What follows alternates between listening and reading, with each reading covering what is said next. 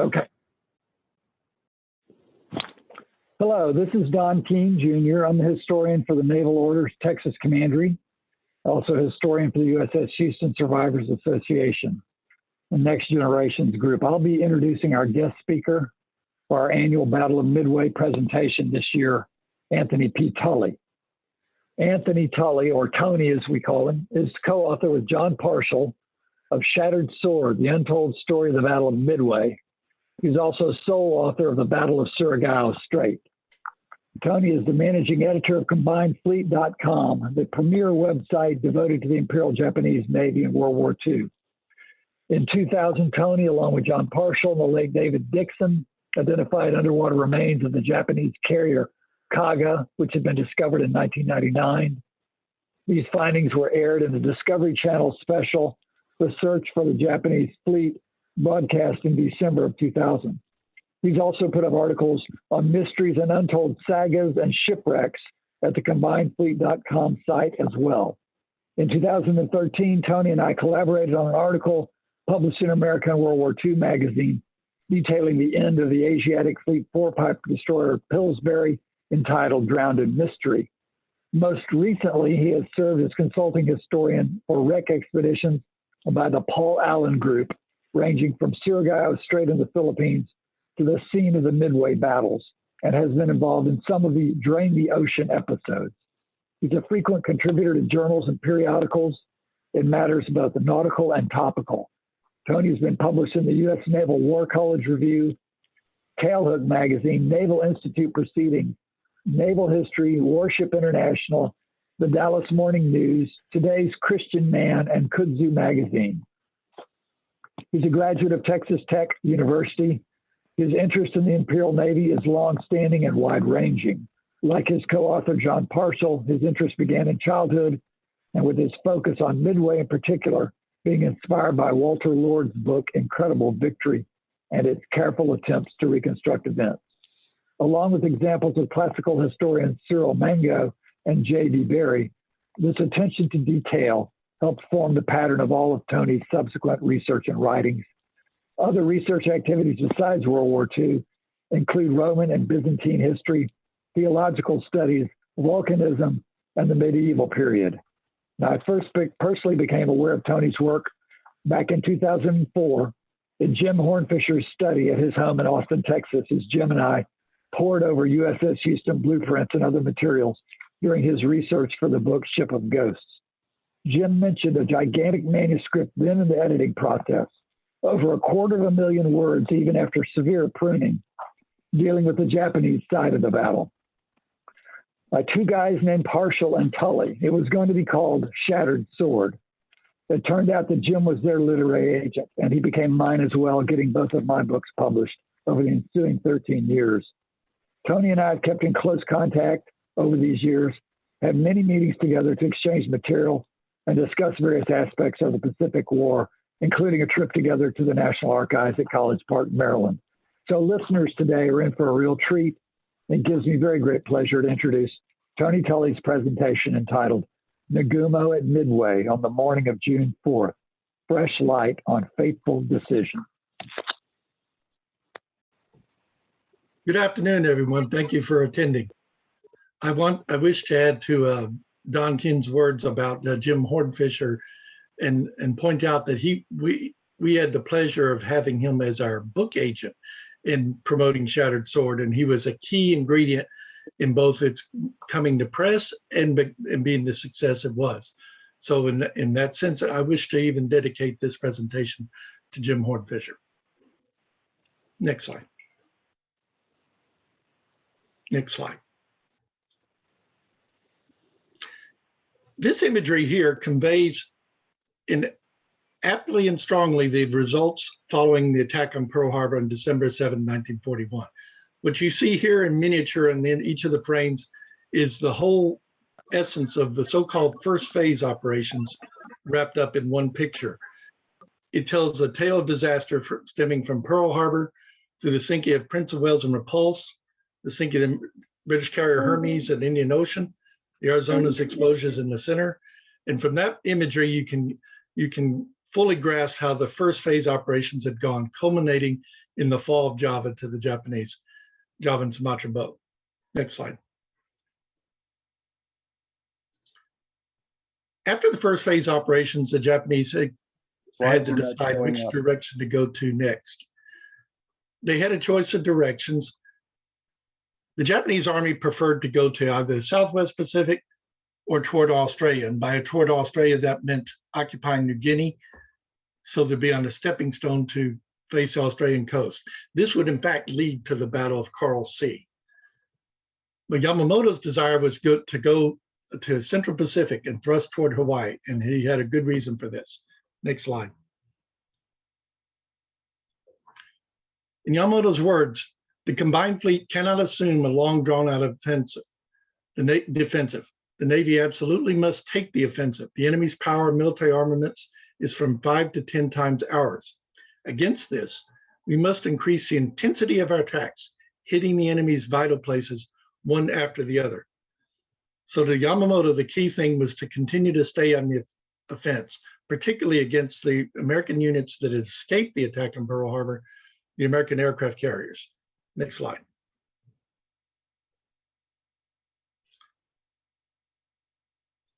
To trap those aircraft carriers, to bring them into battle, he conceived what could only be called a hideously complex and sprawling battle plan to force the American fleet to battle while advancing other objectives. This is the battle that the Japanese termed as Operation MI, but it would become better known and famous in history as the Battle of Midway.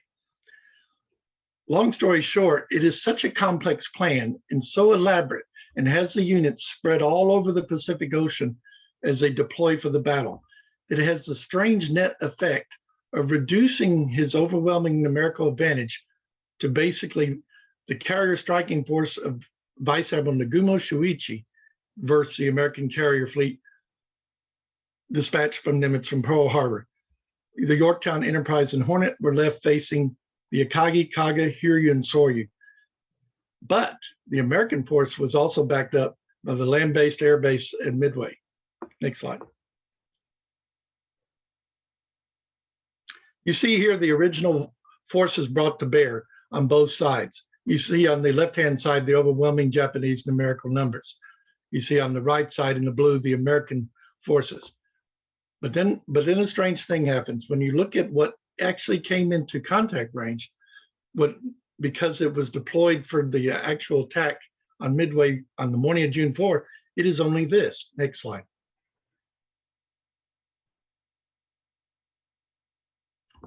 Pretty extraordinary, isn't it?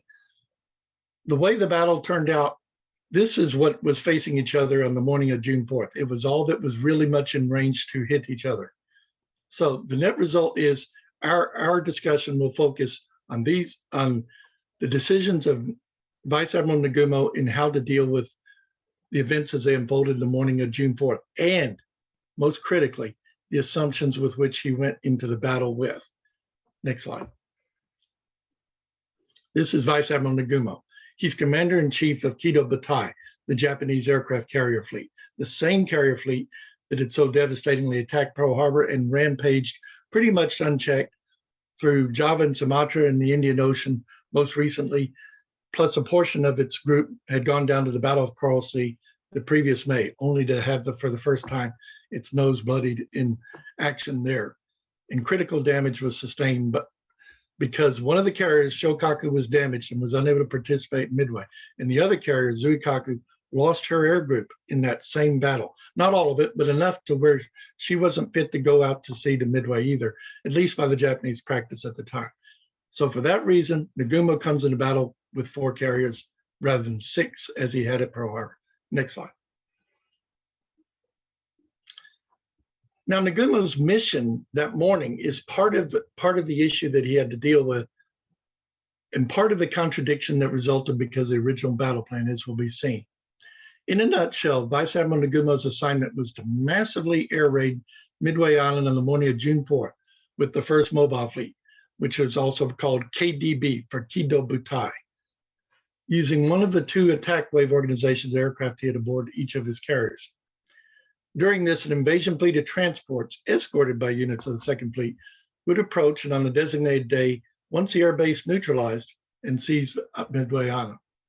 This accomplished, Nagumo's carriers were to lie in wait to ambush and destroy the expected U.S. carrier intervention rushing to Midway's defense. Now, at this point, it's important to stress that the Japanese plan kind of presupposes that any American action is going to be a reaction to the air raid on Midway. They're not thinking in terms of carriers being already positioned there for any reason. Next slide. This is the array of forces that morning. Next slide. A brief note here. When you hear times mentioned, they're all using Midway local zone 12 time. The time of the dive bombing attack is generally known to most people as 10:20. That's because that's Midway zone time being used. That is the time that'll be used in this presentation. All Tokyo times have been converted. To do the math in your head, all you do is subtract 3 hours from local Midway time and subtract a day. So for the Japanese, 10:20 on June 4th was actually 07:20 on June 5. Also, when I mentioned Nagumo did this, or Nagumo did that, or decided this, or Nagumo's choices was, it should be understood to include his very experienced overall First Air Fleet staff that was on the bridge with him. That included Genda Minora and Kosaka Ryanosuke, among others. So it is important to understand this is kind of a collective. Staff Officer Yoshioka Tadakazu is the one who would later write the Nagumo report, upon which a lot of the Japanese accounts of the Battle of Midway are based. Next slide.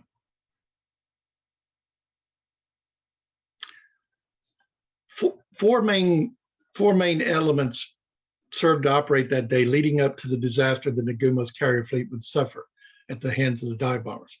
The first component of this we'll look into is the Japanese aerial search practice and Nagumo's choices. And there's been a lot of misunderstanding here. Next slide. Since SWORD came out, we have also learned a lot more exactly about the frame of mind that the Japanese had at dawn on June 4th, which is what guides searches. In 2015, I did an article with Lu Yu for the Naval War College that examined this question and revealed it in some detail. And at the end of this presentation, I'll give a link to it because it is of great interest for anyone interested in the battle. The main thing that was revealed in it was Japanese sources in 2012 had published a posthumous declaration, an admission, a confession, if you will, that an author had been given during an interview in earlier times that he was to be able to publish after his passing, not before. What the confession was that a crucial sentence had been omitted from an original operational signal order that morning. Next slide. At the top here on the slide, you see the historically conventional version that has come down to us, as you've seen used in almost any book or any quotation. It's even what is in the microfilm Nagumo report, the First Air Fleet War Diary. It reads, unless unforeseen changes in the situation occur, the second attack wave in Organization 4 under command of Air Officer Kaga will be carried out today. Now, what this meant was that the second wave, there were two waves available on the Japanese carriers. The first wave had already been sent to attack Midway that morning. What would happen with the second is being decided here that will attack Midway. Now then, below it, you see the signal with the omitted sentence, the sentence that was omitted and confessed to later. What it originally read was, it is calculated that the enemy carrier force, KDB, will not be encountered today. Unless unforeseen changes in the situation occur, the second attack wave in Organization 4 under command of Air Officer Kaga will be carried out today. So you see that it reads the same way, except you see the strong presupposition at the beginning. They do not expect to encounter American carriers at all that morning, period. Then it's not even in their head. Unless unforeseen change happened in that, the second wave was going to go against Midway. The reason this is important, next slide.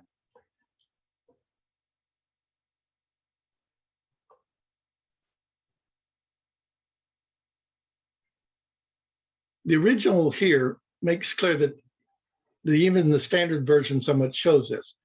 They not only thought it was unlikely, but for a number of reasons simply convinced themselves this was not going to occur, a sighting of American carriers. They didn't think they were out there to be sighted. So that would determine what came next. Next slide.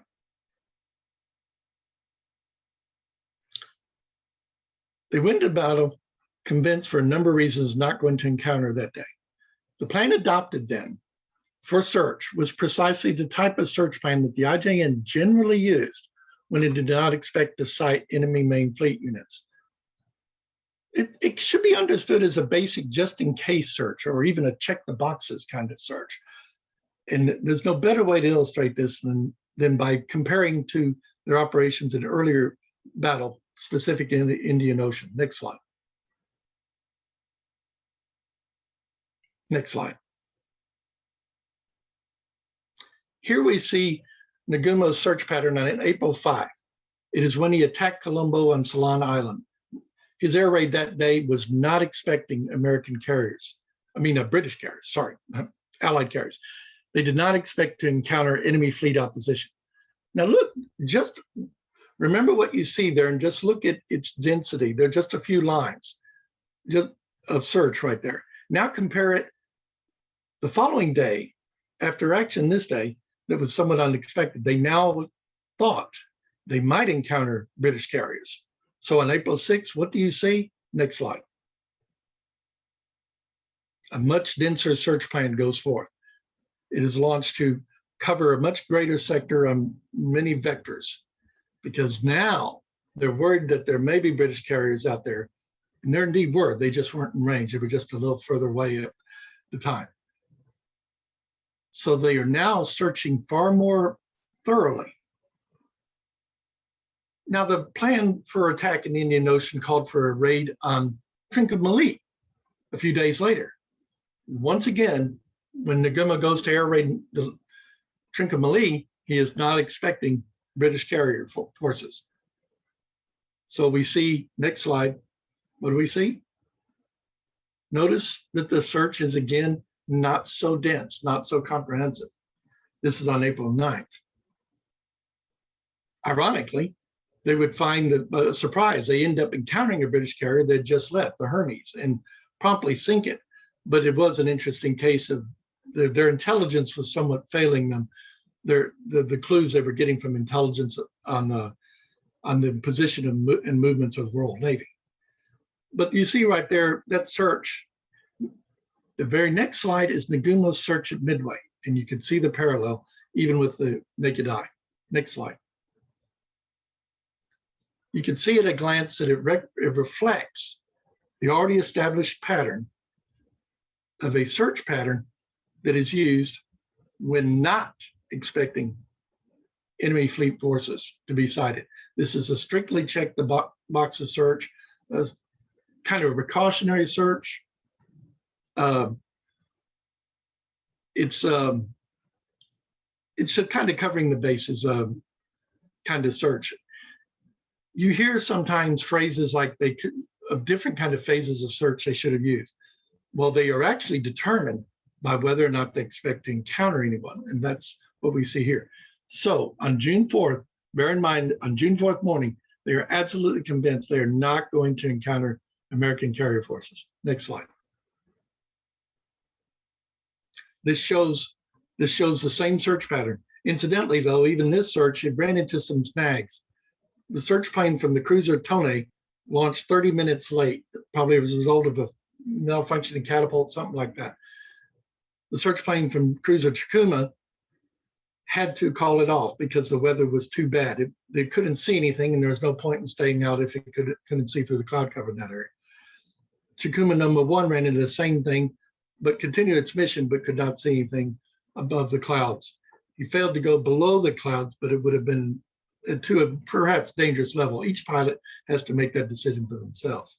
Next slide. We now come to the second component of the 4 components.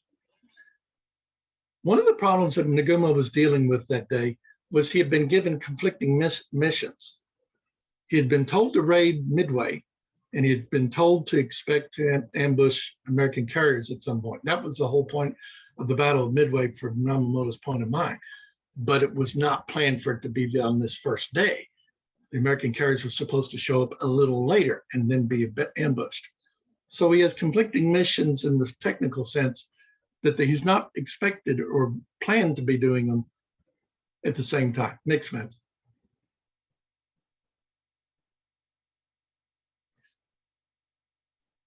Nagumo had launched his raid against Midway, the first strike wave, at 0430.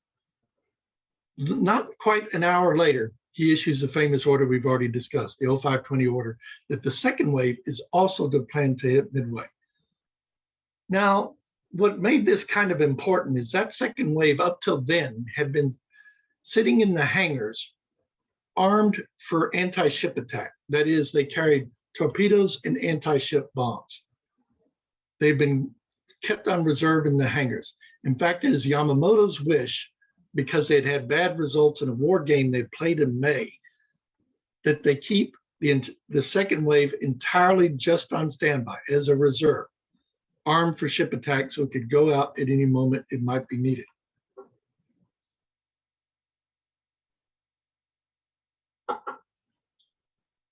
However, this in effect left Nagumo with one hand tied behind his back and halved his strength. He was being expected to somehow neutralize Midway fully with only half his strength. That was extremely limiting. Now, if you remember, since his staff, Nagumo and his staff were convinced they would not encounter anyone that day, they thought it was useless, in fact, wasteful, to keep the reserve strike armed for ship attack. They were almost certain they would need to attack Midway again, because that same thing had happened in the Ceylon operations. They had to go back and raid the base again. They were so certain that was going to happen, they'd even arranged a prearranged code signal of 3 words that would be sent if they needed it. If Tominaga, who was leading the strike on Midway, thought another attack would be needed. Next slide.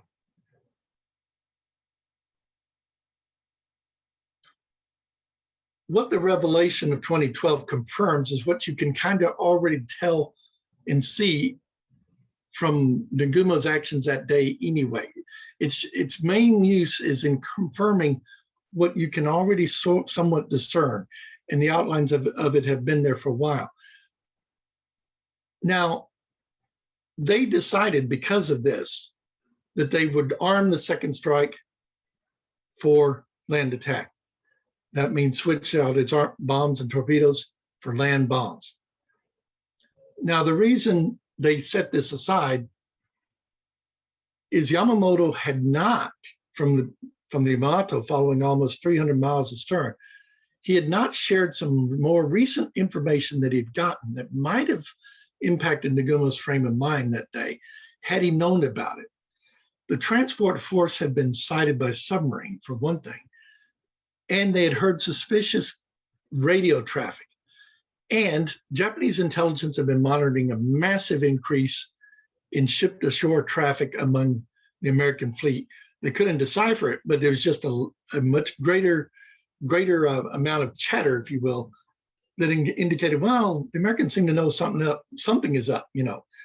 It didn't occur to anyone, though, that would mean that the surprise had been compromised in any way. Let me pause here for a moment to make an interjection about something. It is more commonly known overall that in the bigger picture of things that United States code breaking had broken the JN-25 code, and they just basically discerned the basic outlines of the Midway battle operation, the intention of it, and even the directions by which the units might come in. That recent 2019 movie of Midway was pretty faithful in that regard, in showing that. In any case, because of this, the Americans had a way of knowing where to position, roughly speaking, to await the Japanese force. The Japanese had no idea this had happened, though. They did not know their codes had been broken or even suspected it. So these clues to Yamamoto do not seem important enough to break radio silence to inform Nagumo. Because he didn't, Nagumo is left with kind of a contradiction. Should he keep the reserve strike ready for a ship attack that will probably never happen that day, or proceed and launch it against Midway and get to the task of attacking Midway? Next slide.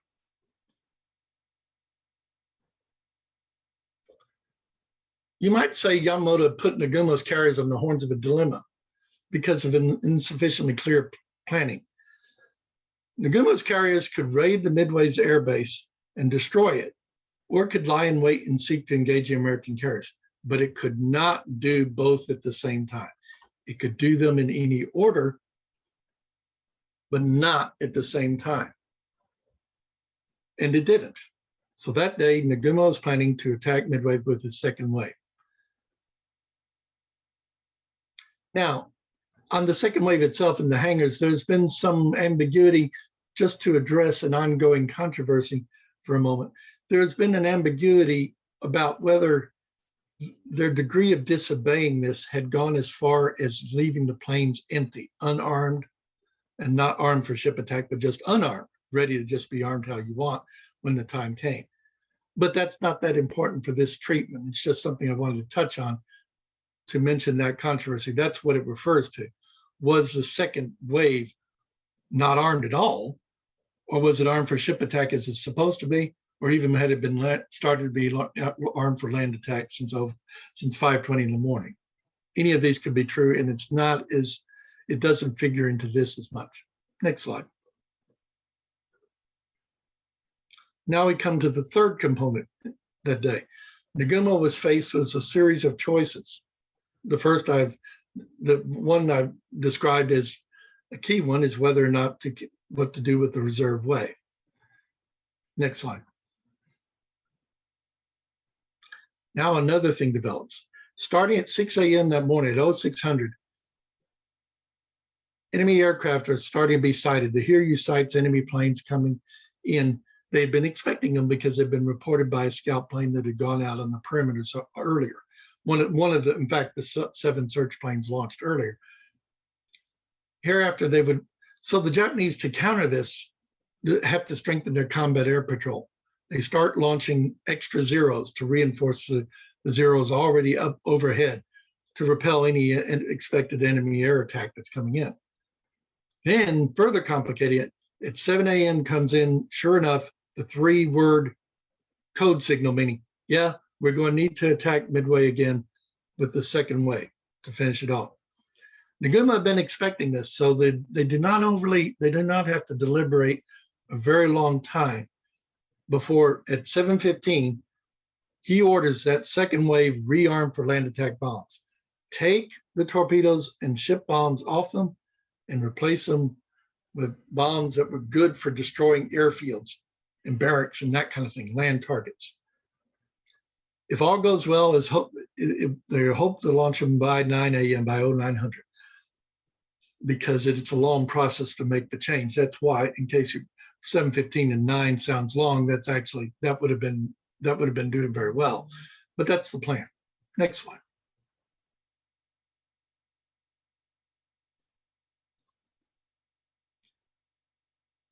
Starting at 0710, the expected attacks from Midway start coming in. One series of planes after another. B-26 bombers, Dauntless dive bombers, even B-17s. They all form a line of attacks that attack Nagumo's carriers from 7:10 to basically 8:40, with just momentary pauses in between. From the Japanese point of view, it was almost uninterrupted. So they're having to keep sending up combat air patrol fighters to fight off these attacks. Now, another thing was when ships are maneuvering to avoid bombs and torpedoes, like they were doing during this period of time, they cannot really safely or practically move bombs and torpedoes from the aircraft and exchange them for different types, land or ship for ship or ship for land. It's too dangerous because, the decks are tilting unexpectedly, and the sharp moves, make it using the carts to transfer the ammunition also risky. Next slide.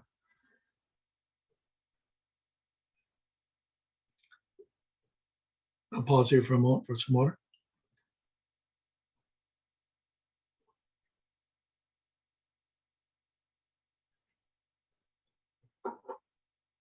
In the midst of these attacks that are going on, now arrives another sudden bit of news. At 7:28, the search plane from Tone 4, which had launched a half-hour late, reports that it sighted 10 enemy ships. This causes a little considerable, a little bit of unease and concern, but not too great, because he didn't mention a carrier, which is what they're looking for. They thought at first this may be a surface fleet associated with Midway's defense, something like that. The other thing is, it came in at 7:28. Nagumo had made his decision at 7:15. The reason he had done that is because the search planes had all completed their search by then. They had reached the farthest point of their search and were on their way back. Except Tone's plane had launched a half hour later, so it's about a half hour behind. And they'd kind of overlooked this or didn't take account of it. Sure enough, it is exactly when Tone 4 is starting to make the turn left to return home, to come back to its cruiser, that they sight these ships. They've just started their return leg back. So this gets minds on Akagi's bridge. They start pondering what it might mean. It doesn't take them too long. There was actually a similar event that happened in the Indian Ocean, and the time interval is similar before they decided from a ship sighting to deciding how to rearm to attack those ships. So this interval is not that strange, the 15-minute interval. It's been, various works have commented on it, trying to explain it, saying that he might have received the message later than it was sent at 7:28. And this could be true. But it's also, with the comparison of Indian Ocean mind, it's not necessary to assume some special reason that it wasn't until 7:45 that you see Nagumo make his next decision. But that decision is one of the biggest ones. In fact, it's one of the more famous ones in all of naval history, to those familiar with the Pacific War. At 7:45, Nagumo issued the order to prepare the second wave for ship attack. It was already arming for land attack to attack Midway again. But Nagumo was saying, stop that. Stop doing that and wait. Reverse that procedure and get them back to ship attack capability. Then right 2 minutes later, he sends out in clear language. He didn't bother to code it, so you can tell he's a little worried about it.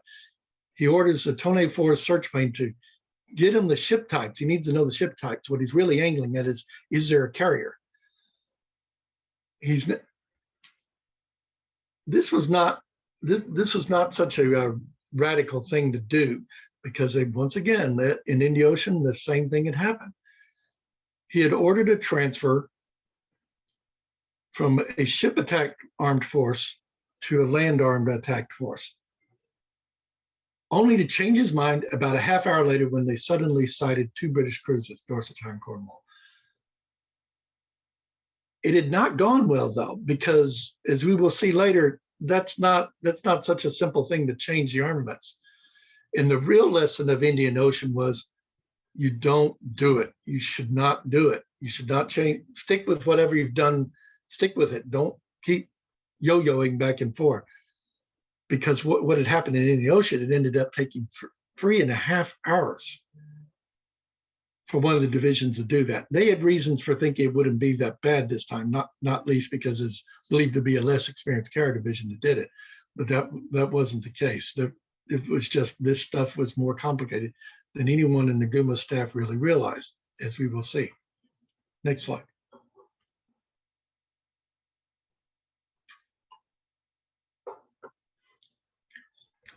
At 0800, Tominaga's planes from Midway start returning. They had striked and pounded the island in the air battle and shot down nearly all the defensive fighters. They had raided Midway that was supposed to, but it was still considered operational. And that's why a second attack was needed. Anyway, they start returning at 8 a.m. But the attacks from Midway, because the planes have been launched before Midway's bomb, are still going on. They're still attacking Nagumo's carriers, especially at this time. The large B-17s are moving in some 20,000 feet high and just dropping loads and loads of bombs at Nagumo's carriers, maneuvering wildly on the sea below. You see photographs of that capture it perfectly. This is going on pretty much nonstop from 7:55 to 8:25, 8:30. Okay, so they're engaged in all these maneuvers while trying to think about rearming for ship attack. It's possible they didn't even really get any of that done during this. You know, that's another one of those things that's a little unsure, but the way things would work out, it doesn't really matter. They might have started rearming right away at 7:45, or they might have waited later till the attacks eased a little to start rearming. But because of the length of the process, it wasn't going to make it a lot of difference on that, as you'll say. Now at 8:20, Tony 4 follows up with another report. The recon plane gives the halfway expected news now, bad news, that there is a carrier. There appears to be a carrier. And his wording was always a little bit tentative, you know, appears to be. But Nagumo's staff, you know, they just say that's a carrier. They just take it at face value correctly. That appears to be a carrier means it is a carrier, and just as we suspected, and we're going to act accordingly. Conveniently enough, the attacks from Midway Island end just about at the same time.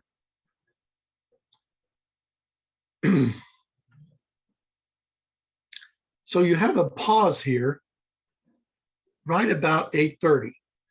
The attacks on Midway have ended. They are starting to change the armaments of the second attack wave. They're all down in the hangars of all 4 carriers because Zeros have been landing and taking off all throughout the air battle. They've had to land, rearm, reammo, refuel, and then take off again to go out intercepting again. And they've been doing this at close to 11-minute intervals. Look at some of the better times.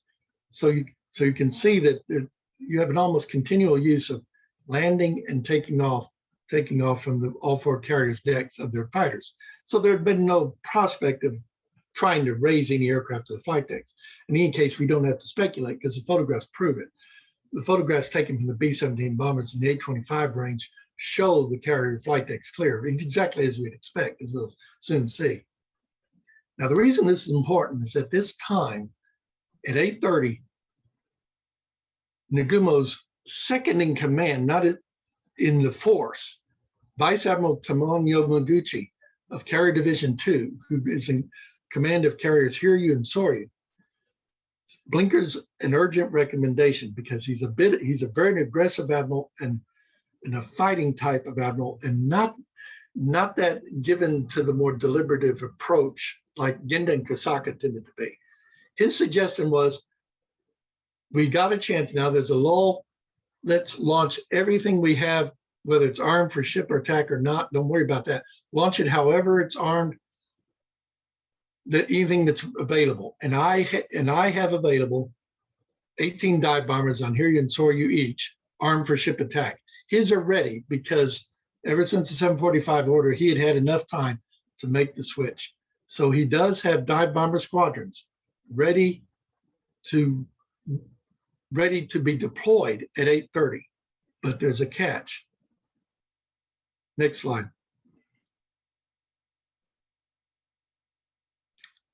It has been made clear that at the time Nagumo made Yamaguchi made this suggestion. Let's launch immediately my dive bombers. Let's launch immediately whatever we have, however armed, to escort them.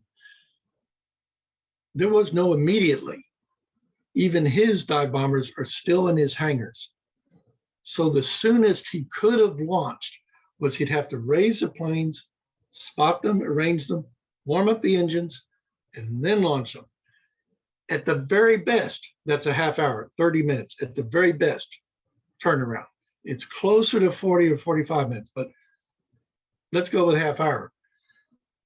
Had his suggestion been taken, they would have to be doing that till 0910. Carrier Hiryu and Soryu would not be able to land any planes. Now, if you remember, up in the air, Tomonaga's Midway strike has just returned back. A lot of them they're all low on fuel. They've been flying a long time. They were on a long-range flight and raid. Some of them sustained anti-aircraft hits. Some had hold fuel tanks, and they had to land as soon as possible. They could wait only so long. waiting an entire half hour would mean that every plane now in the air from all four carriers would have to try to land on the Kage and Kaga only.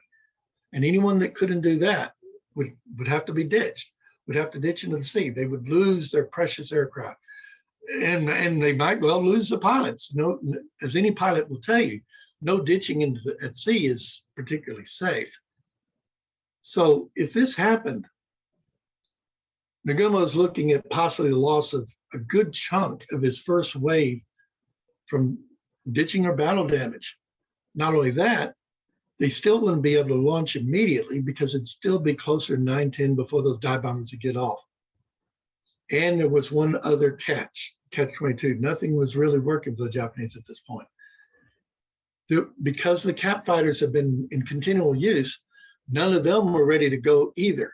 They would have had to be rearmed,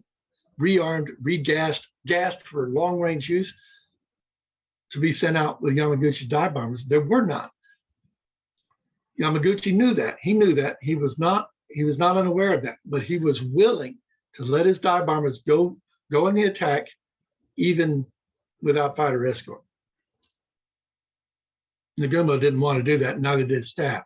The situation didn't seem that critical. Next slide.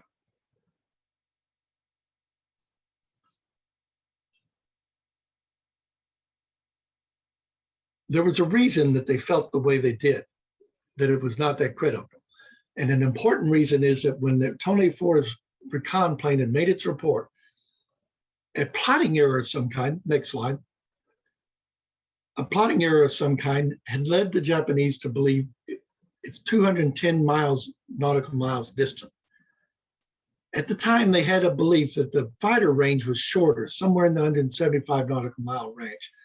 So in simpler terms, the Japanese felt that the American carrier sighted, it would turn out to be Yorktown probably. There's some uncertainty which one they saw. That the American carrier they sighted was 210 nautical miles away, which meant it was out of range to have launched yet, not at 7:28, not when first sighted. So they thought they had a certain window of time before that carrier could even be launching to attack them. And they worked out the mathematical calculations and concluded that because of this, they had the time to get the second wave in the hangars ready, get it up to the flight deck and launched before any of those carrier planes arrived. But the plotting position had been wrong. It had been off by almost 20 nautical miles. The range was shorter. Also, the fighter range was a little longer than they thought. Between those two, they were in for a bad surprise because the American dive bombers and torpedo planes were already on the way at that time. The other reason is mentioned that they didn't want to launch then was there were no Zeros available. So they didn't want the dive bombers to go on their own. And they'd just seen how unescorted bombers could be torn out of the sky by fighter defense and anti-aircraft. So they'd just seen it. They'd done it themselves to the Midway land-based bombers, attacking them. Next slide. Now, to pause for a second, the reason these choices were so complicated was the nature of carrier warfare at the time.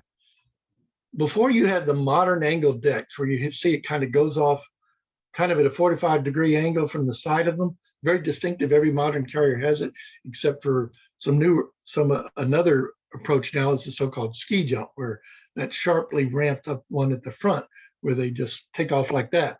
But both of them are designed to create the ability to launch planes with a shorter flight deck space. Those didn't exist then. So at that time, an aircraft carrier could only do one thing at a time. It could lift planes to the flight deck with its elevators and arrange them on the flight deck ready to launch, send them off, or it could land them. It was not really safe to land them with a lot of planes forward deck parts at the time because the Japanese it was not something they were that familiar with or tried to use. It was a doctrinal thing that had not really occurred to them to use that much at the time. And it was also a product of airframe capability and other factors. they didn't really get around to using the deck parts up front idea till the 43, 44. They might have done a little in the end of 42. What this meant, though, was landing planes meant you had to have the front of the flight deck clear. At least that day at Midway, that's what it meant. And besides, with the cap operations the way they were, the Zeros were coming in, landing, and then taking off again in a short amount of time. They needed the flight decks clear. So to start raising a strike would tie up during that time. Next slide. Here you see the aircraft carrier here during the B-17 bomb raid. This is a B-17 photograph taken during it.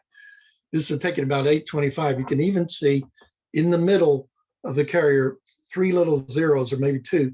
That's a combat air patrol about to take off. You can see how the whole flight deck is otherwise clear for the cycling of cap fighters landing and taking off again, which we discussed extensively in Shattered Sword, and showed that the Japanese air records confirm this activity. Landing at the back of the carrier is where you would have been spotting planes for takeoff for a strike. So you can see where it interferes. You cannot land at the back of the carrier when you're spotting planes, which are massed at the amidships aft to the stern when you're spotting a strike. A very familiar image to anyone with carrier warfare. Let me pause a moment. Next slide.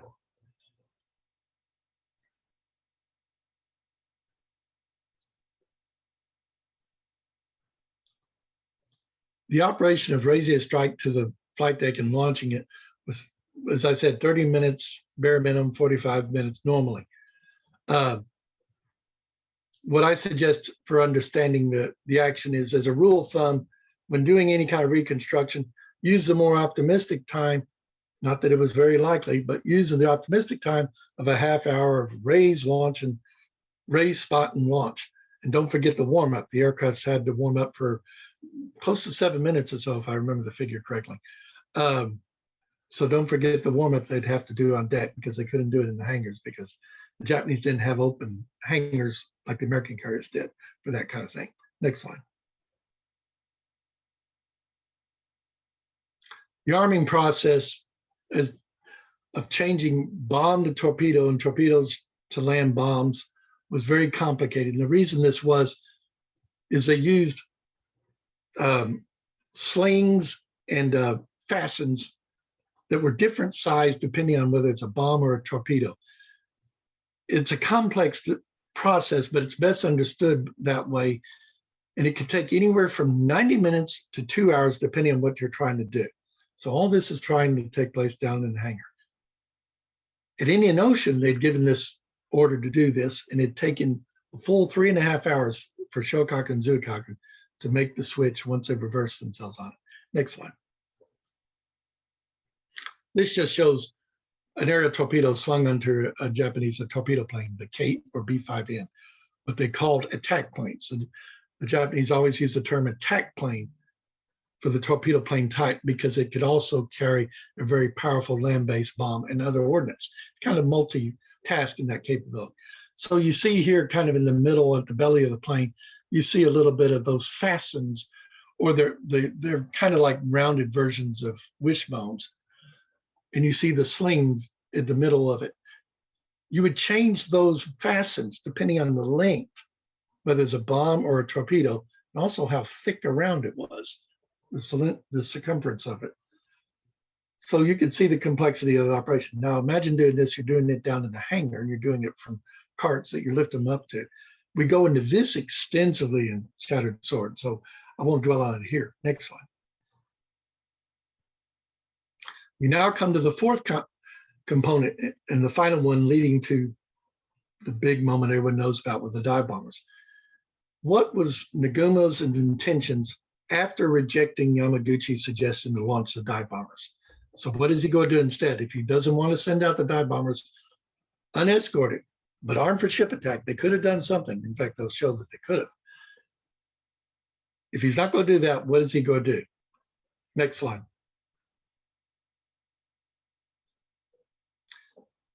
With Yamaguchi's suggestion rejected, They first decided to recover Tominaga's strike, bring those planes from Midway, the first wave attack from Midway, back aboard, lower them to the hangar deck, get them out of the way.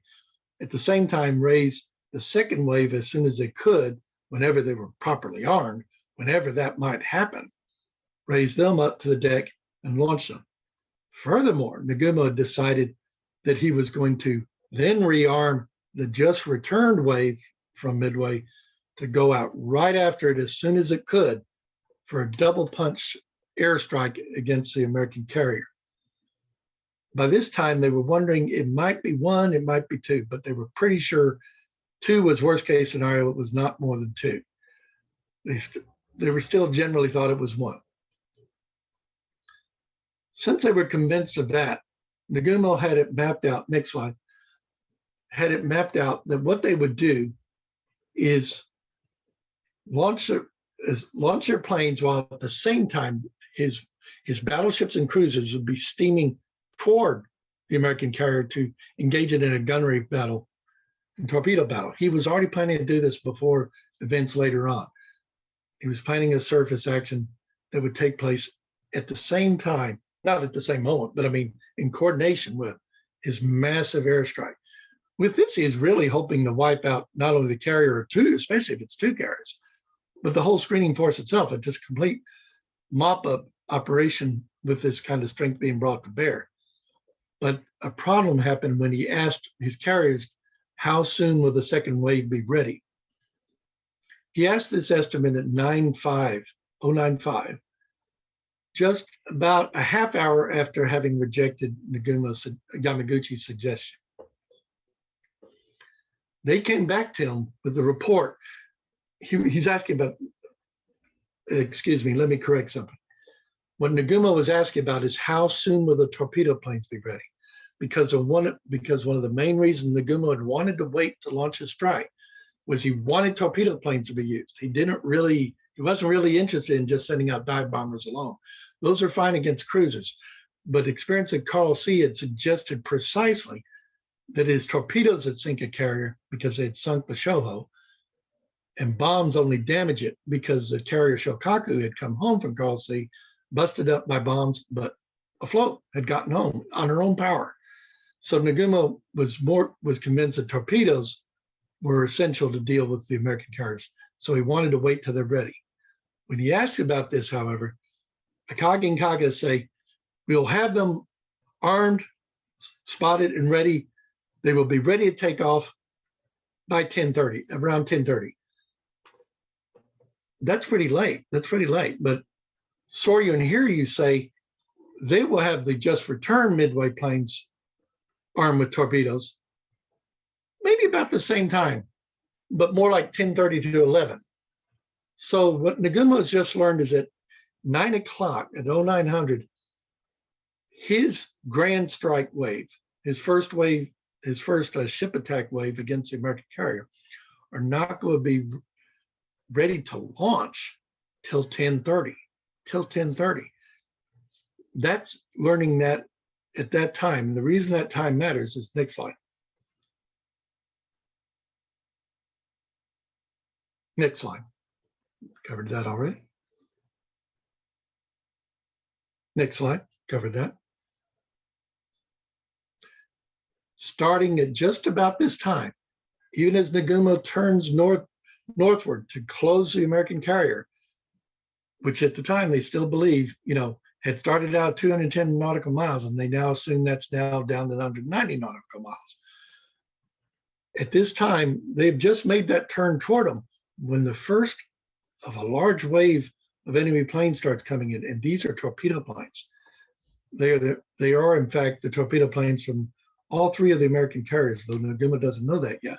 This is the first wave coming in from the Hornet, the one that the famous Ensign Gay plane is among the one plane that the survivor who's witnessed so much from floating in the water. Everyone's kind of familiar with that account, generally, I would say. But this is that strike wave. It's shot down, it's ripped out of the sky by the combat air patrol and the anti-aircraft guns of the Japanese carriers. In fact, this repeats twice more to Torpedo 6 from Enterprise and Torpedo 3 from Yorktown. However, what they do is they take up the time from 0917 to basically 1010, actually right up to 1030, the last of the Yorktown planes are attacking the VT3. There's a constant stream of American attacks. And what is not realized so much is that starting at 0917, even as Nagumo is headed toward it, still expecting to launch at 1030, this is before these attacks, he will come under basically uninterrupted attack, and it'll turn out to be, next slide, right up to 0955. So almost that, the whole hour after he'd been given that estimate, his carriers having to make sharp turns and evasions and maneuvers, and his cap planes are having to constantly land and take off again on the flight decks. The same thing that had tied them up all morning, basically between 7 and 8:40, is happening again now. So even had the planes been ready, they could not have been brought up to the flight deck. But to remind you, they weren't going to be ready till 10:30 anyway. So this doesn't really interfere with that, but you can bet that it slowed down the rearming transfer process. So it's a safe bet, actually, that they were not going to be able to launch more like 10:45, because this is going to slow down that the weapons transfer by some degree. Next slide.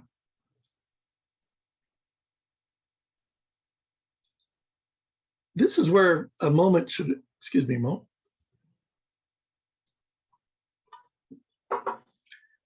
About these attacks, this is a good point to pause for a moment and notice. There is a tendency among accounts of the Battle of Midway, and even when just talking about it offhand, it's hard to avoid because of the way terms are used.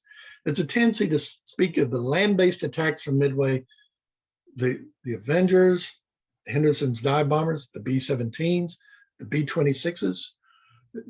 Their attacks of having been very brave, but having failed, having been futile, failed, useless. Only a little less harshly, the American torpedo plane attacks. Almost all the torpedo planes shot down, a precious few got back to the carriers. Those are judged to have failed, but they are recognized to have tied down the cap operations and even brought some down to sea level where they were not overhead to intercept the dive bombers. But there's more to it than that. The real fact is that by military standards, even though they failed in the sense they didn't get a bomb hit, a direct hit, or a very damaging near miss, they were actually entirely successful in the sense that they prevented Nagumo from launching his second wave either against Midway or against our carriers. Because that happened, their role was in no way dispensable. They're the key. If Midway had decided maybe to hunker down, or maybe had bunkers or ways to protect its planes, or had sent them off out of the way, had it not chosen to so bravely attack Nagumo's carriers earlier, it would have made a huge difference. Same here with the torpedo planes. They are why nothing can be done as fast as it might have been and sooner.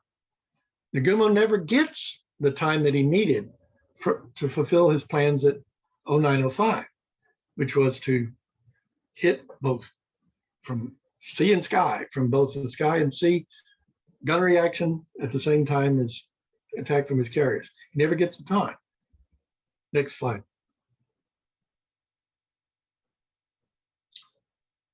In 0955, the last of Torpedo 6 from Enterprise is driven off, and they were attacking the carrier Kaga at the time. And you have a very brief lull. For a moment, the attack's end, but it's really only 6 minutes. That's hardly enough time it's just enough time to start catching your breath and think about if you can do something more. When suddenly off to the southeast, they sight, once again, coming in low, yet another wave of torpedo planes. This group is from the Yorktown. But above these, there are also dive bombers, high overhead. Less observed, less suspected before, because they're above the clouds. though some Japanese ships do see them. They do know about them. But they're coming in with a third torpedo strike. So the Japanese carrier fleet turns away from them, heads northwest to put their sterns to the southeast direction.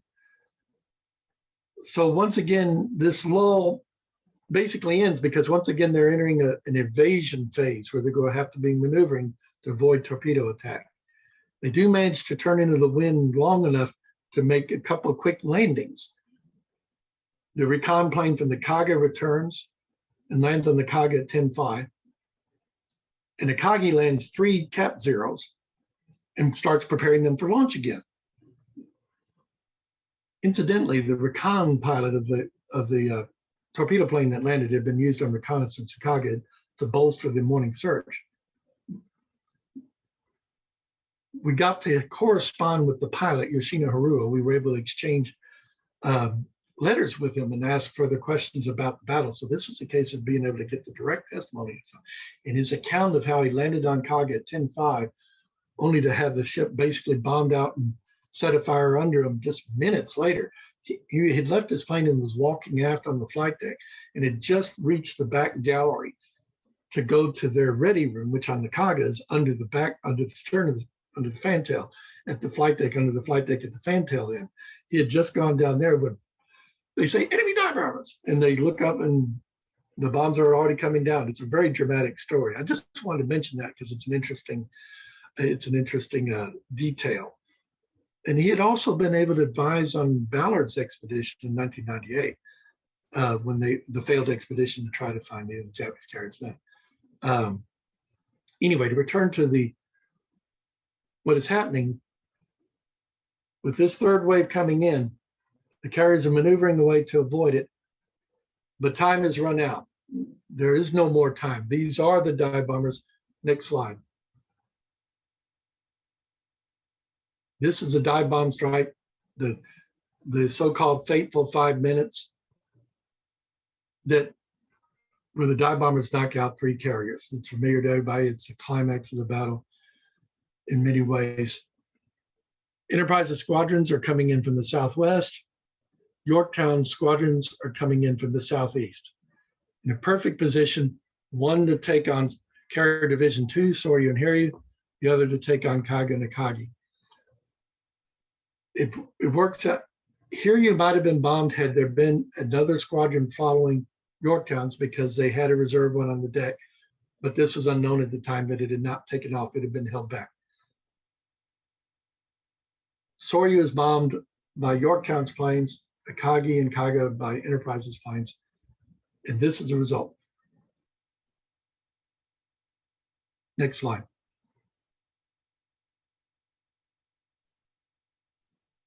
Next slide.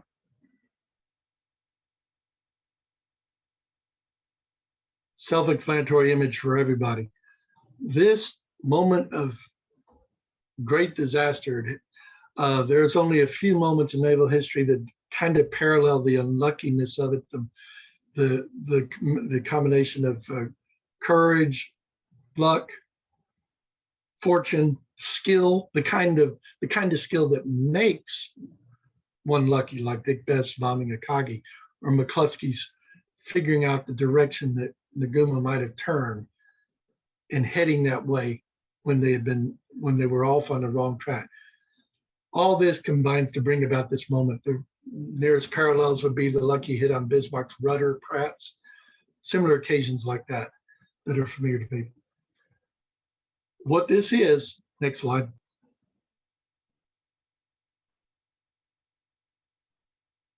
Next slide. Next slide. 3 are gone in just about 5-10 minutes.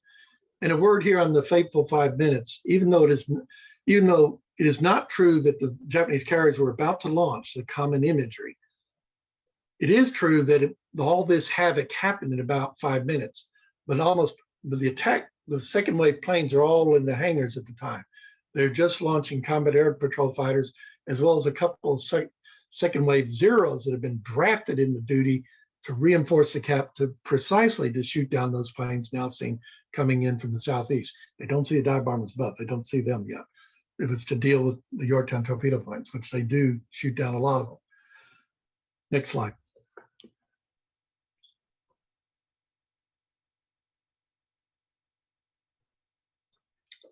With this, we have reached the climax of the sequence that we started in the morning at 5:20 with component one, the search and why it was designed the way it was. We've seen that it was designed the way it was because they did not plan on sighting any American carriers that day. By 1100, the progress of the chain of events initiated by that has reached its climax. 3 carriers are gone and only Hiryu remains operational. Yamaguchi would go on to fight a gallant battle of 1 carrier versus 3, a very stubborn action, in some ways kind of conducted in ways that should have been, after the second strike, he definitely should have pulled Hiryu back to the west. But by then, the Japanese were fully in aggressive attack mode. Nagumo was even trying to continue his surface attack, which, as we have seen, he had already decided to do before. So basically, what we have just examined, and hopefully has been clear, is that the events that had happened at 1020 are a product, a direct chain product, starting from the assumptions they went into battle with, the convictions and presumptions they went into battle with, starting at 520, when they determined to attack Midway a second time. They had determined that already. So ironically, Yamamoto's suggestion, not suggestion, I mean his advisement, instruction is closer to it. The problem is it was not in writing. It was one of those things that was given as a verbal instruction, apparently, after the war games, which is another thing that leaves a little bit of that typical ambiguity or wiggle room. Ironically, that instruction, even though it was very impractical and tied up half the strength, might have prevented this, but that's for others to say, because it also would not, the Midway battle itself was a very convoluted plan and not that well thought out, because it relied too much on surprise. It presupposed surprise, the kind of surprise that Pearl Harbor achieved, but there was really no reason to suppose it this late in the war, 6 months into the war, especially after some of the lessons at Coral Sea. Next slide. Was there a way out of it? Was there something they could have done right or better given what they had, meaning the 520 assumption? Once you've already committed, once you have 745 and the decision to change armaments. For Yamaguchi's advice at 830, that wasn't going to work that well, because it would have been, as we saw, it wouldn't be till 0910 they're taking off. Notice that's right in the teeth of Torpedo 8 coming in, the American attack starting to come in. It actually would have been, it could have been a pretty convoluted thing. If they're not getting off the flight deck at exactly 0910, if it's delayed by even like 10 minutes, then they're not launching during a torpedo plane attack. They're not launching at all, but they're on the flight decks, and the carriers would be a lot more vulnerable during that time. So it's easy to see ways that could have gone very badly, in fact, to do Yamaguchi's idea.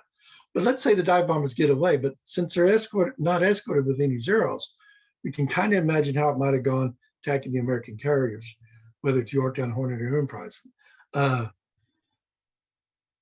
When they do attack, the dive bombers get bomb hits on Yorktown that stop her for a while, and then later the torpedo planes get 2 torpedo hits that will ultimately doom her, because the Japanese submarine is able to finish her off. Yamaguchi's dive bombers without fighter escort, it is possible it would not have even done that well.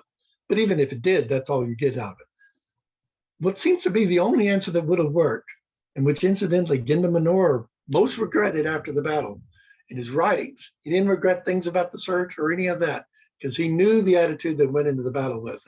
And the search was because of the decision, their conviction going in that morning. The search was not the problem. They would have changed the search if the conviction had been different. What Genda concluded instead was the only thing that might have worked was for the Japanese carrier fleet to after launching against Midway, to turn and go back west, to open the range once they sighted American ships. Just get as far away as you can from them. Buy some time, loop around out to the west somewhere. Take your time, figure out how you're going to do your strikes, get better reconnaissance, and then resume the battle. And that probably is the only thing that would have worked. That's what I tend to agree with too. Next slide. These are the four components from 520 to the 1020 dive bombing for the Japanese disaster, for the Americans' spectacular victory that turned the tide of the battle. The battle was pretty much decided at that point, even though it remained for the Hiryu and Yorktown and others, and for everyone to fight it out. And later the Japanese cruiser Nagumo and Magami to have their drama, all chronicled in our book and others. So we see the four components. The Japanese aerial search practice of Nagumo's decision was driven by their conviction they would not encounter American carriers that day, which was partly Yamamoto's fault because he hadn't passed on information from Yamato that they'd gotten the day before, the few days before, that might have changed the picture. See, Nagumo only pretty much knows what he left with, plus a few updates he got on the way, but he had not heard about the key updates that might include that there might be some, that surprise had been lost. That's a better way to put it. It might include that surprise had been lost. Then there were the conflicting missions. The fact that he had to raid Midway while at the same time stand by to attack American carriers is why he wasn't able to do either that well. Nagumo's hard choices, we've seen what they were, what he had to try to waive, what to do with the attacks. Summary is the intentions, what he was planned to do at 0900, but it's not allowed to do because American attacks from torpedo planes to dive bombers pretty much begin nonstop right from that point until he loses 3 carriers. Next slide. With this, we have on this simply displayed what has just been presented as we reach the end of our presentation, just to reconsider and put in order. I'll pause here for a moment before we can take questions.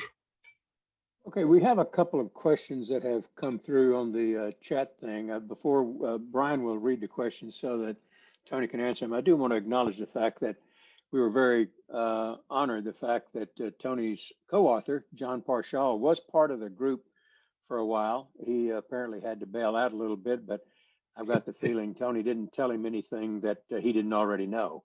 So anyway. No, in fact, I knew that I'm glad he got the time in that he did. He had conflicting engagements. He was here for most of it. I was checking to see all the things. It's only been in the last few minutes that he actually had to bail out, but we're honored the fact that he had the opportunity to stop in and pay attention. And he can critique you if he wants to, but we have absolutely no critique for you. You did a fantastic job, Tony. We really appreciate it.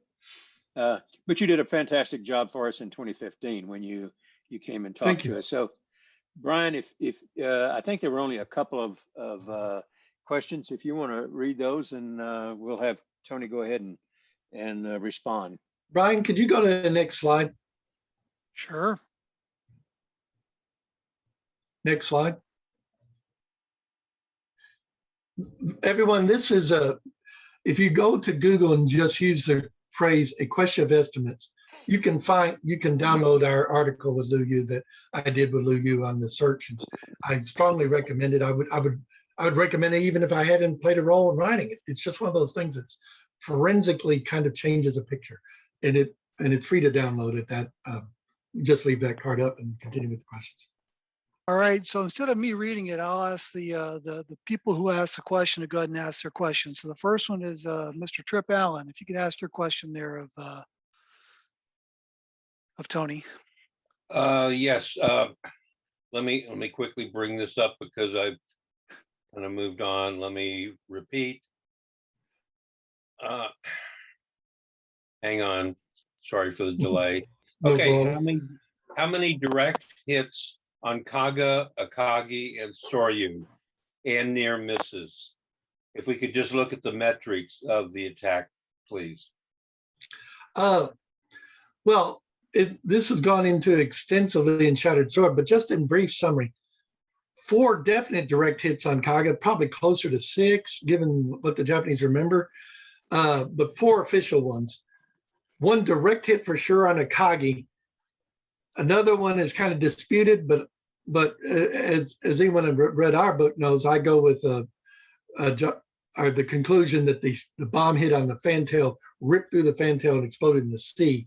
So, but that probably counts as a direct hit by some criteria. But one direct hit amidships on Akagi. For Soryu, it's 3 direct hits, and there's really not a lot of dispute. All the Japanese survivors and accounts, even though she was utterly just reduced to a bonfire, the closest thing would be our carriers of Franklin and Bunker Hill for what Soryu and Kaga looked like. It's generally accepted that Soryu had 3 direct hits.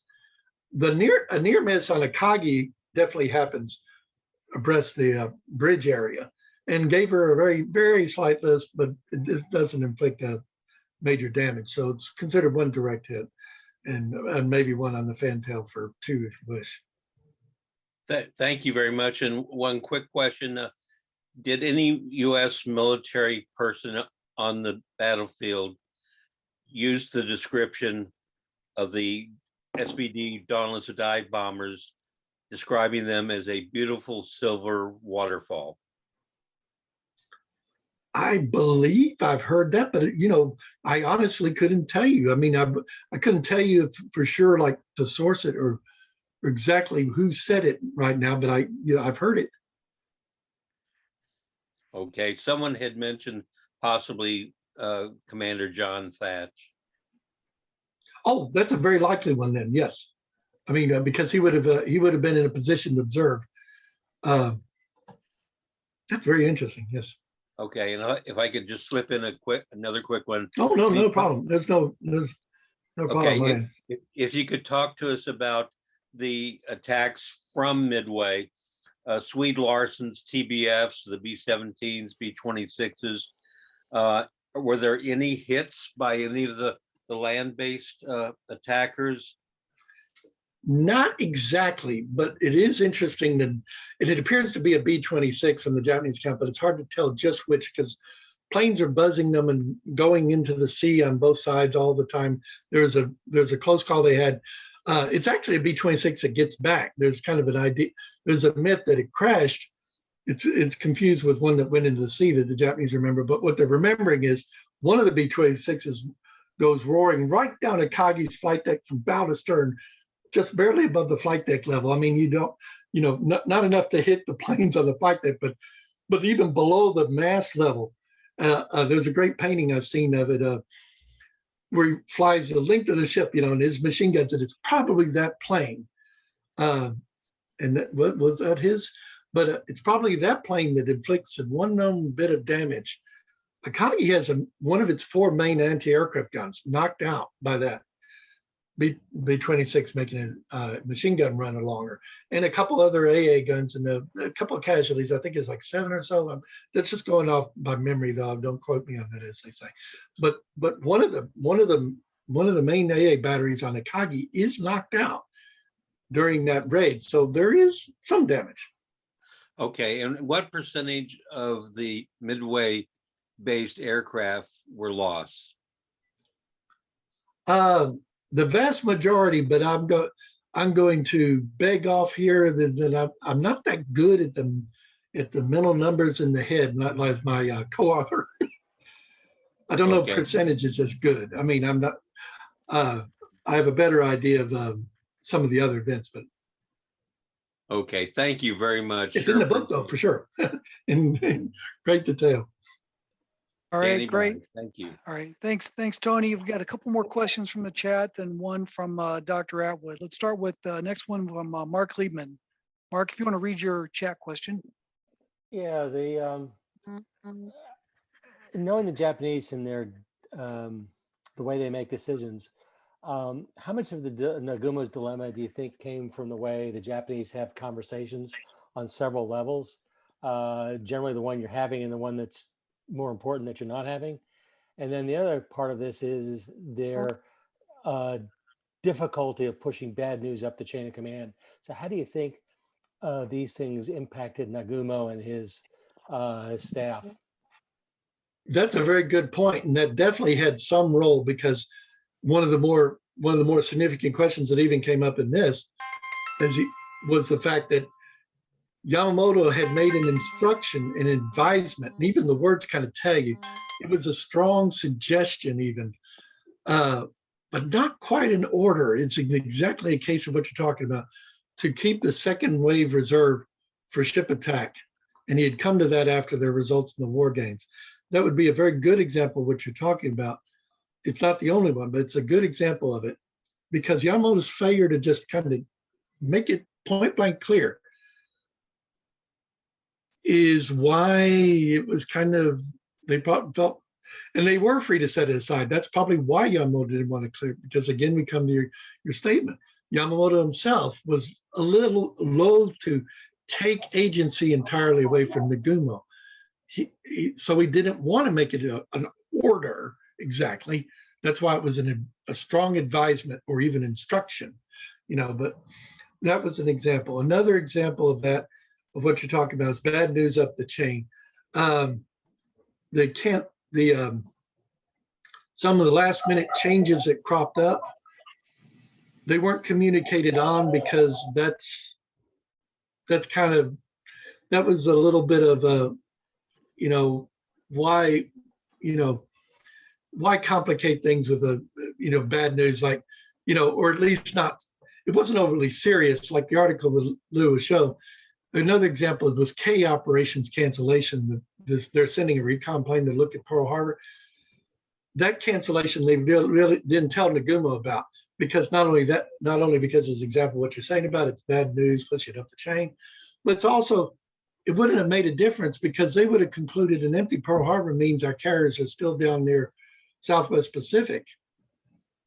They weren't going to conclude it meant they had been at Pearl Harbor and then sailed. They were that convinced that they weren't in the area, so the failure of that mission wasn't that big a deal, but the failure to inform Nagumo about it was another example of that. We could probably think of others. I mean,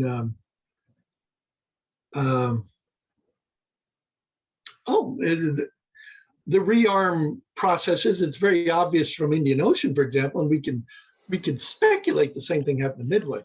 You could tell the hangar group, the hangar gang, didn't go out of their way to inform the bridge officers just how long things last.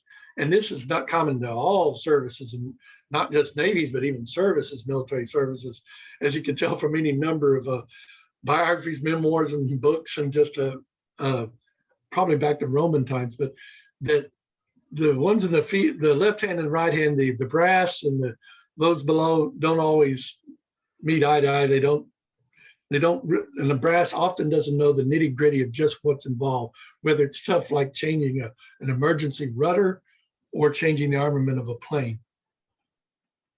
Clausewitz called it friction. Friction, yes. Yes, I haven't heard that well, but that's a perfect. Oh, thank you much. I got to jump off, but I appreciate it. It's a great presentation. And I love the book. Thank you. All right, thanks. We have another question from Captain Dervey from Texas Commandery. If you could come off mute.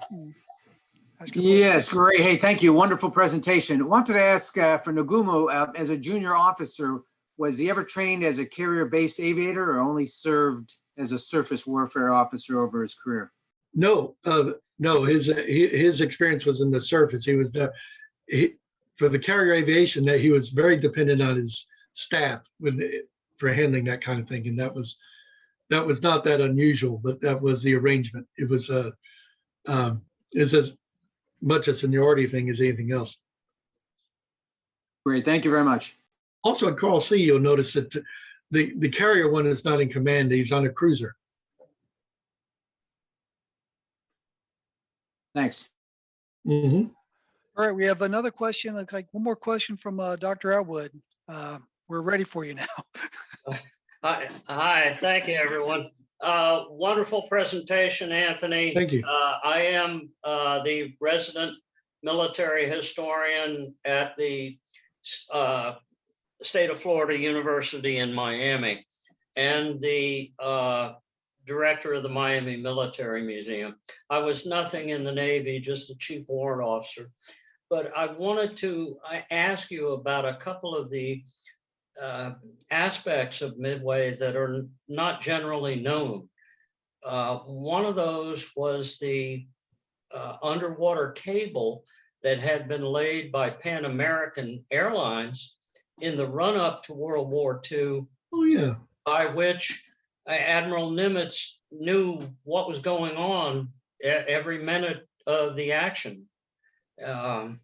More than that, though, I wanted to ask about the unsung heroes, because we all know about the 5 minutes and miraculous and all that.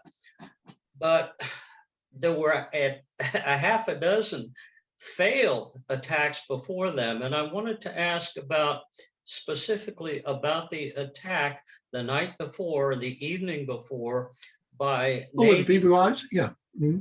Navy PBYs attacking with bombs jury-rigged to the underside of their torpedoes is torpedoes. Well, okay, whatever they were. All the more impressive. Can you speak to that, please? That was one of those things that, at least in the time period, as you think about it, that's one of those really classic American ingenuity, just come up with something out of baling wire and spit kind of things. It was very impressive that after Midway sighted the Japanese transport squadron, that's Second Fleet and Kondo's force coming in, they sighted them before the Japanese carriers weren't sighted till the morning of the battle. But the transport force had been sighted the day before, and they'd even, B-17s had been set out to bomb them, and had bombed them that afternoon. As night fell, Midway was reluctant to just, well, we know where we know where the Japanese transport fleet is. They were reluctant to just wait till the next day, so they determined to come up with a way to attack him. And what they figured out a way was to mount torpedoes on PBY flying boats, which had the characteristics similar enough to a torpedo plane and the wingspan lift to pull it off. But it's not like they have the armament and speed lugging such a thing to really make such an attack safely at any time other than the dead of night. But that was precisely what they were going to do. They made it at the dead of night, around midnight, in fact. And they knew it was a transport force, so they had a chance if they could achieve surprise, they could fly in low and drop them and have a reasonable chance of escaping, because the Japanese didn't have radar or anything. It is dangerous, but the anti-aircraft probably wouldn't get them if they were lucky, and they were. Not only that, considering what they were working with, it's rather amazing that they did a solid torpedo hit on the tanker Akimono Maru and inflict notable damage on her, a notable hole. Now, the Japanese tanker is kind of tough, so she stays underway, but it was definitely one of those things that the Japanese spoke of it with some admiration. They said, the courage of samurai, coming in the middle of the night, in such a brazen raid with so few planes, so they're kind of impressed, but they also thought a tanker didn't mean any warships had anything to worry about. But yes, I'm glad you mentioned that, because that is an interesting thing. Hi, Dozo. Right, it looks like we have one more question from Randy in the chat. If you can unmute yourself and ask your question there, Randy. You want to? You hear me? Yes. Okay, great. Hi, Tony. Hi, Randy.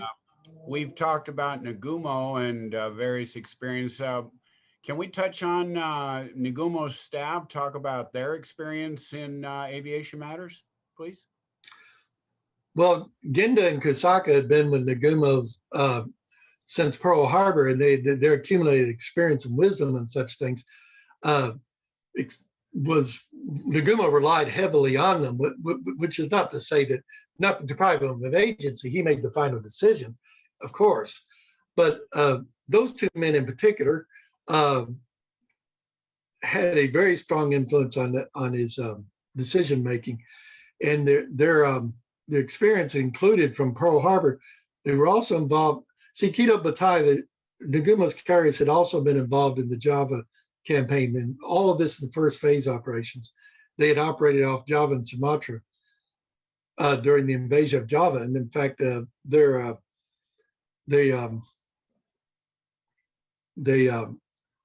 have a surface encounter with the destroyer Edsall that was mentioned earlier.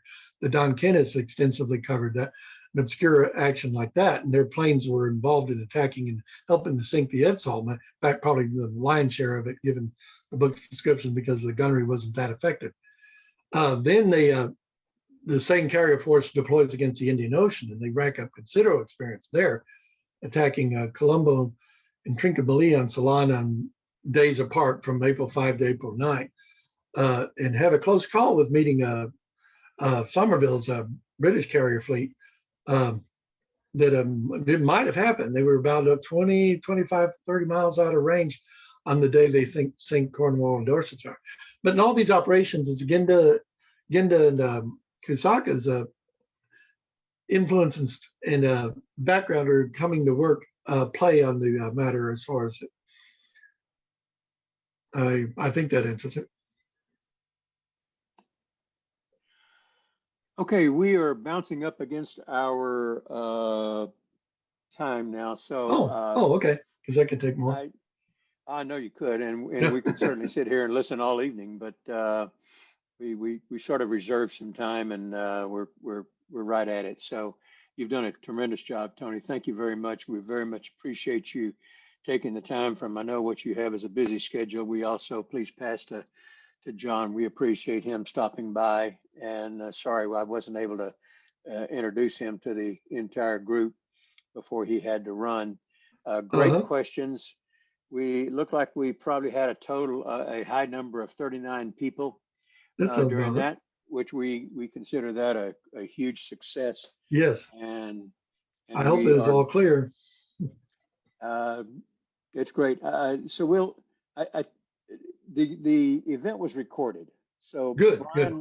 Brian will have to provide a link or something that would be available, and we'll work on that. I'm not going to discuss that right now. So, but anyway, great job, Tony. Good to see you again. We appreciate your work.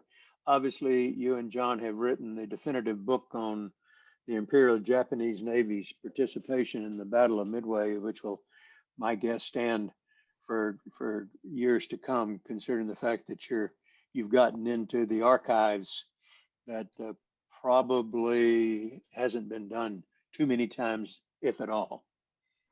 So anyway, thanks a lot, guy. We appreciate all of your attendance tonight, and we look forward to doing something like this again. So you've made it a success.